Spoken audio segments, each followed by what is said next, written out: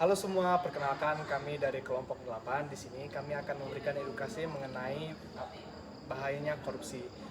Sebelum itu, perkenalkan saya Kolin Amsterdam Lampu Panjaitan dengan NIM akhir 881. Saya Joshua Timotius Barus dengan NIM akhir 893.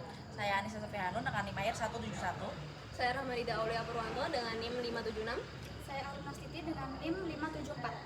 Nah, sebelum itu, kita harus mengetahui apa itu korupsi.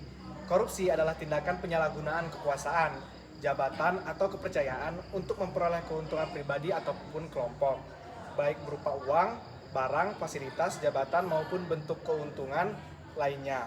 Korupsi biasanya dilakukan oleh seseorang yang memiliki posisi strategis, baik di sektor pemerintahan ataupun swasta, yang memanfaatkan kewenangannya secara tidak sah.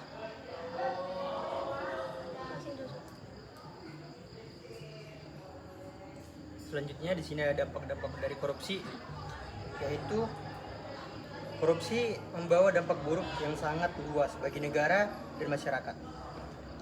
Dalam bidang ekonomi, korupsi menyebabkan pemberantasan anggaran, meningkatkan biaya pembangunan, dan menurunnya kepercayaan investor sehingga menghambat pertumbuhan ekonomi.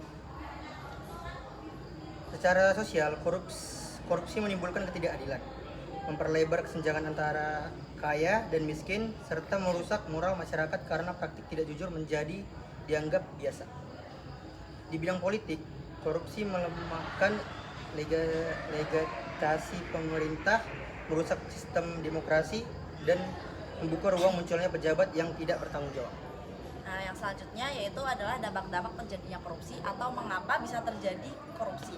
Nah, korupsi itu dapat terjadi karena adanya kombinasi faktor individu, struktural, dan budaya yang saling memengaruhi. Secara individu, kenapa muncul?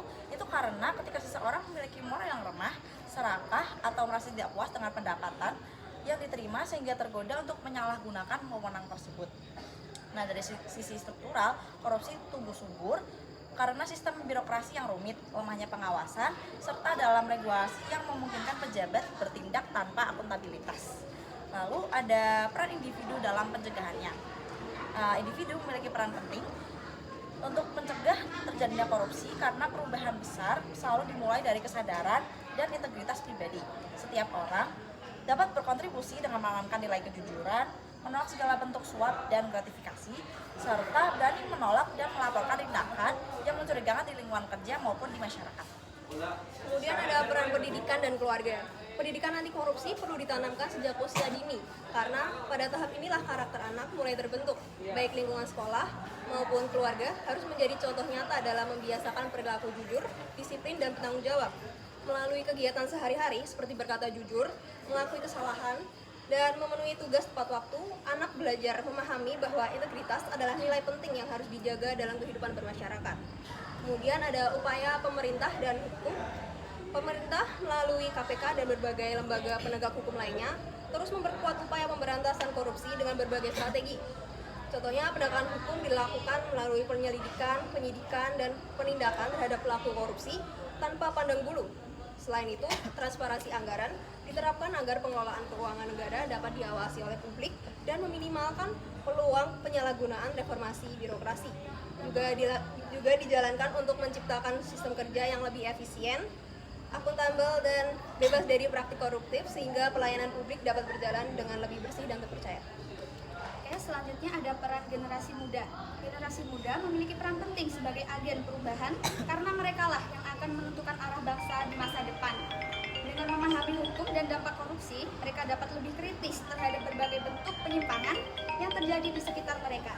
Keberanian untuk bersuara, baik melalui media sosial organisasi maupun kegiatan komunitas, menjadi modal penting dalam mendorong terciptanya lingkungan yang lebih transparan. Selain itu, menjaga integritas dalam tindakan sehari-hari seperti tidak menyontek, tidak menerima atau memberi jalan pintas, serta bertanggung jawab atas pilihan akan menjadi fondasi kuat untuk membangun masa depan yang bersih dan bebas korupsi. Baik, yang terakhir, teknologi untuk cegah korupsi. Teknologi memiliki peran besar dalam mencegah korupsi karena mampu menciptakan sistem yang lebih transparan dan sulit dimanipulasi. Melalui digitalisasi seperti e-budgeting, e-procurement, atau layanan publik berbasis online, setiap proses pencatatan dan transaksi dapat diawasi secara real-time oleh berbagai pihak. Sistem yang otomatis dan terdokumentasi dengan baik baik, mengurangi peluang bagi individu untuk melakukan sebuah kecurangan.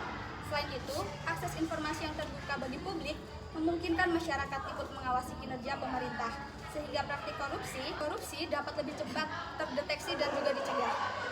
Oke, sekian penjelasan kami mengenai korupsi dari kelompok 8. Terima kasih. Assalamualaikum. Warahmatullahi wabarakatuh.